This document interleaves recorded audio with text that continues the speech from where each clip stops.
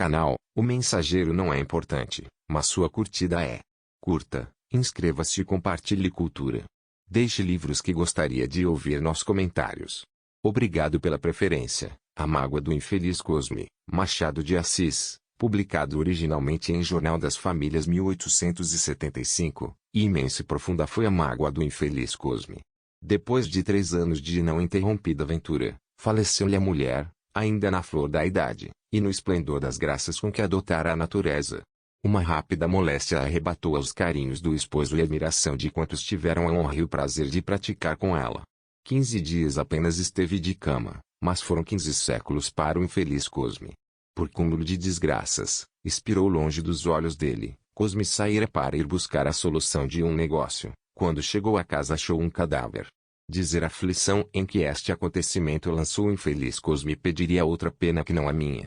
Cosme chorou logo no primeiro dia todas as suas lágrimas. No dia seguinte tinha os olhos exaustos e secos.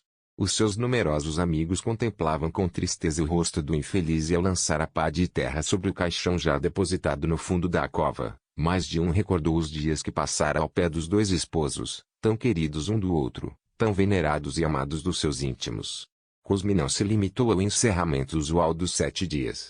A dor não é costume-me, dizia ela aos que o iam visitar, sairei daqui quando puder arrastar o resto dos meus dias. Ali ficou durante 6 semanas, sem ver a rua nem o céu. Os seus empregados iam prestar-lhe contas, a que ele, com incrível esforço, prestava religiosa atenção.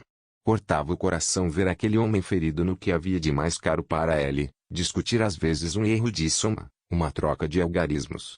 Uma lágrima às vezes vinha interromper a operação. O viúvo lutava com o homem do dever. Ao cabo de 6 semanas resolveu sair à rua o infeliz Cosme. Não estou curado, dizia ela a um compadre, mas é preciso obedecer às necessidades da vida. Infeliz! Exclamou o compadre apertando nos braços. 2 Na véspera de sair foi visitá-lo um moço de 28 anos, que podia ser seu filho, porque o infeliz Cosme contava 48.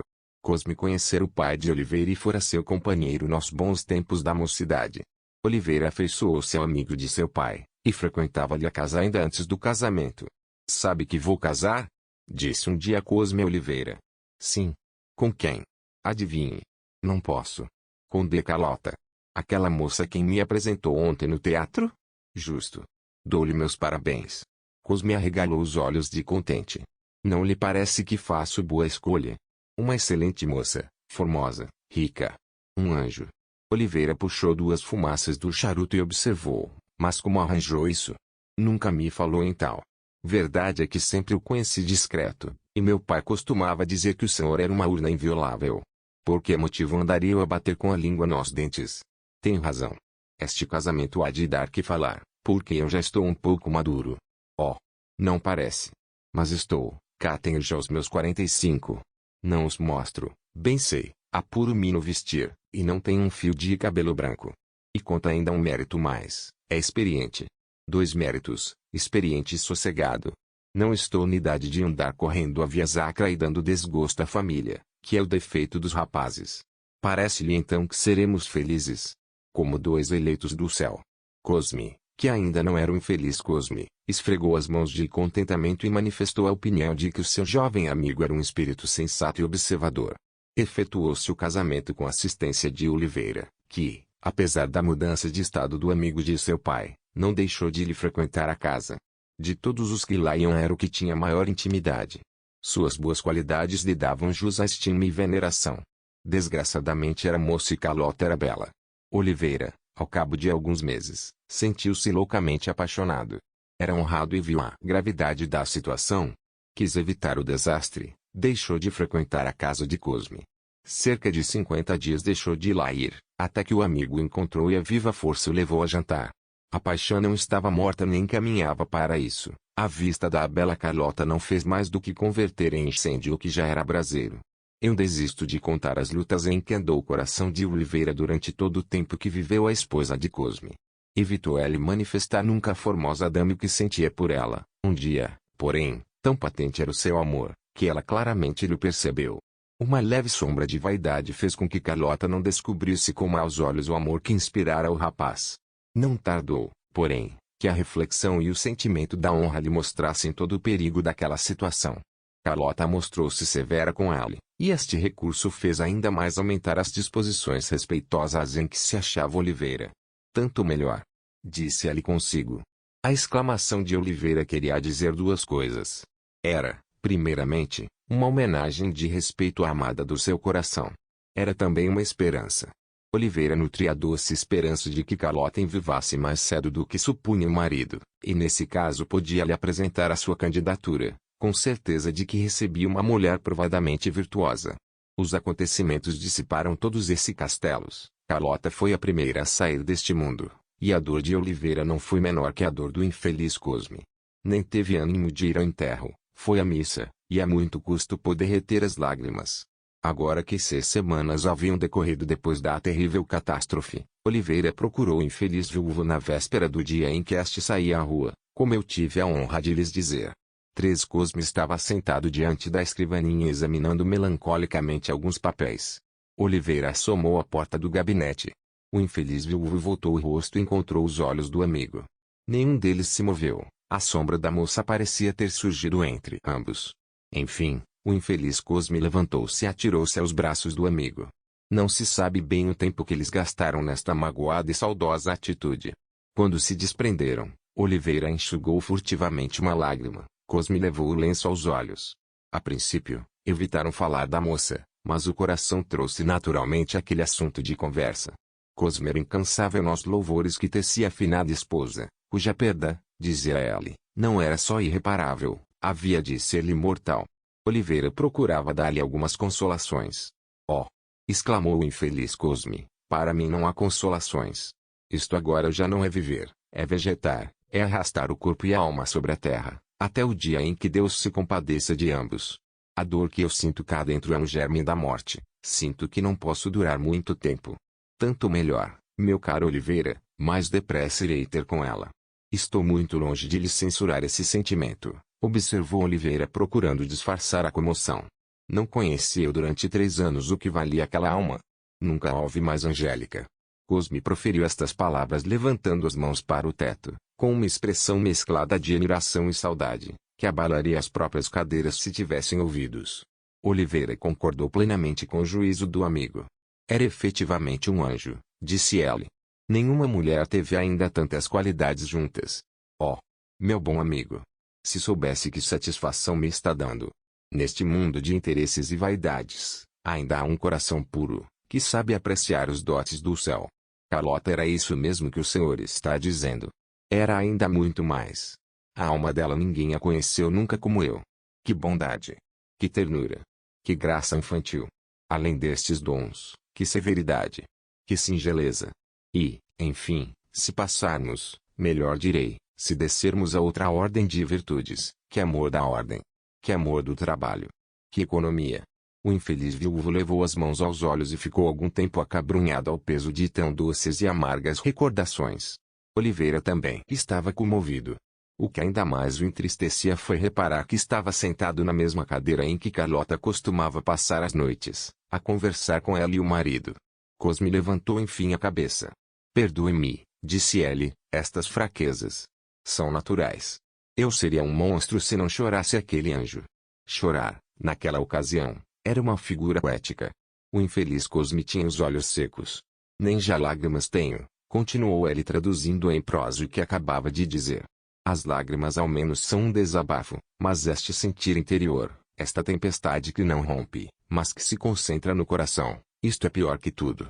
Tem razão, disse Oliveira, deve ser assim, e é natural que seja. Não me tenha entretanto por um consolador banal, é necessário, não digo esquecê-la, que seria impossível, mas voltar-se para a vida, que é uma necessidade. Cosme esteve algum tempo calado. Já tenho dito isso mesmo, respondeu ele, e sinto que assim acontecerá mais cedo ou mais tarde. Vida que nunca hei de ter, daqui até a morte é apenas um vegetar. Mas, enfim, isso mesmo é preciso. Oliveira continuou a dizer-lhe algumas palavras de consolação, que o infeliz Cosme ouvia distraído, com os olhos ora no teto, ora nos papéis que tinha diante de si.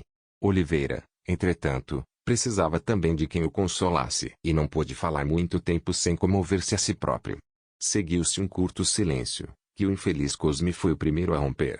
Sou rico, disse ele, ou antes, corre que o sou. Mas de que me servem os bens? A riqueza não me substitui o tesouro que perdi. Mais ainda, essa riqueza ainda aumenta a minha saudade, porque parte dela foi Carlota que me trouxe. Bem sabe que eu a receberia com um vestido de chita. Ora, disse Oliveira levantando os ombros. Bem sei que me faz justiça, mas há invejosos ou caluniadores para quem estes sentimentos são apenas máscaras de interesse. Lastimo essas almas.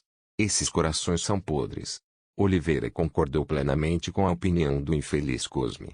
O viúvo continuou, demais, ainda que eu fosse um homem de interesse, a minha boa Carlota devia tornar-me um amigo. Nunca vi mais nobre desinteresse que o dela. Alguns dias antes de morrer quis fazer testamento. Baldei todos os esforços para impedi-la, ela foi mais forte do que eu. Tive de ceder. Nesse testamento constituiu-me ela seu herdeiro universal. Ah! Eu daria toda a herança por uma semana mais de existência para ela. Uma semana. Que digo? Por uma hora mais. Os dois amigos foram interrompidos por um escravo que trazia uma carta. Cosme leu a carta e perguntou, esse homem está aí? Está na sala. Lá vou. O escravo saiu. Veja, senhor. Não se pode durante uma hora falar ao coração, a prosa dá a vida e vem. Permite-me? Pois não. Cosme saiu e foi à sala. Oliveira ficou só no gabinete, onde tudo lhe recordava os tempos de outrora. Estava ainda ao pé da escrivaninha o banquinho onde Carlota pousava os pés. Oliveira teve ímpetos de beijá-lo. Tudo ali, até as gravuras de que Carlota gostava tanto, tudo ali parecia ter impressa viva a imagem da moça. No meio das reflexões foi interrompido pelo infeliz Cosme. Perdão. Disse este, venho buscar uma coisa, volto já. Cosme abriu uma gaveta, tirou de dentro algumas caixas de joias, e saiu. Oliveira teve curiosidade de saber para que fim o viúvo levava as joias, mas ela não lhe deu tempo de o interrogar. Nem era preciso. O próprio Cosme veio dizer-lhe cerca de 10 minutos depois. Meu amigo, disse ele, isto é insuportável. Que há? Lá se foi parte da minha existência. As joias de minha mulher. Não pôde acabar, caiu sobre uma cadeira e pôs a cabeça nas mãos. Oliveira respeitou aquela explosão de dor, que ele não compreendia. Ao cabo de algum tempo, Cosme levantou a cabeça, tinha os olhos vermelhos. Esteve ainda alguns segundos calado. Enfim, o homem a quem fui falar veio buscar as joias de minha mulher. Obedeço a uma expressa vontade dela. Vontade dela. Um capricho, talvez, mas um capricho digno do seu coração. Carlota pediu-me que não me tornasse a casar. Era inútil o pedido, porque depois de ter perdido aquele anjo, é claro que eu não tornaria a ligar a minha existência de nenhuma outra mulher. Oh! De certo. Todavia, exigiu que lhe jurasse. Jurei. Não se contentou com isso. Não. Tu não sabes o que pode acontecer no futuro, disse-me ela. Quem sabe se o destino não te obrigará a esquecer este juramento que me fizeste. Exige uma coisa a mais. Exijo que vendas as minhas joias, a fim de que outra mulher não as ponha sobre si. O infeliz Cosme terminou esta revelação com um suspiro. Oliveira estava interiormente dominado por um sentimento de inveja. Não era inveja somente, eram também ciúmes. Pobre Oliveira. Era completa a sua desgraça. A mulher que ele amava tanto se desfazia em provas de amor com o marido na hora solene em que se despedia da terra.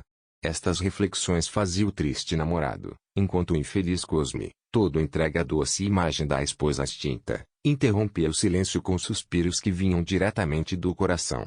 Vendi as joias, disse Cosme depois de algum tempo de meditação, e o senhor pode avaliar a mágoa com que me desfiz delas. Bem vê que foi ainda uma prova de amor que dei à minha Carlota. Todavia, exigi profundo silêncio do joalheiro e o mesmo exijo do senhor. Sabe por quê? Oliveira fez sinal que não entendia. É porque eu não vou contar a todos a cena em que se passou unicamente entre mim e ela. Achariam ridículo, alguns nem lhe dariam crédito. De maneira que eu não poderia escapar à reputação de avaro e mau homem, que nenhuma doce lembrança sabia guardar da mulher que o amou. Tem razão. O infeliz Cosme tirou melancolicamente o lenço da algibeira, assoou-se e prosseguiu, mas teria razão o mundo, ainda quando aquele anjo me não houvesse pedido o sacrifício que acabo de fazer. Vale mais uma lembrança representada por pedras de valor do que a lembrança representada na saudade que fica no coração. Com franqueza, eu detesto esse materialismo, esse aniquilamento da alma, em proveito de coisas passageiras e estéreis. Bem fraco deve ser o amor que precisa de objetos palpáveis e sobretudo valiosos, para não ser esquecido. A verdadeira joia, meu amigo, é o coração. Oliveira respondeu a esta teoria do infeliz Cosme com um desses gestos que não afirmam nem negam, e que exprimem o estado duvidoso do espírito. Efetivamente, o mancebo estava perplexo ao ouvir as palavras do viúvo. Era claro para ele que a saudade existe no coração, sem necessidade de recordações externas, mas não admitia de todo que o uso de guardar alguma lembrança das pessoas mortas fosse um materialismo, como dizia o infeliz Cosme. Estas mesmas dúvidas expôs ela ao amigo, depois de alguns minutos de silêncio, e foram ouvidas com um sorriso benévolo da parte deste.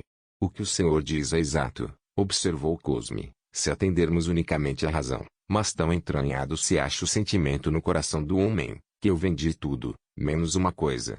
Quis que, ao menos isso, me ficasse até a morte. Tão certo é que o coração tem seus motivos e argumentos especiais.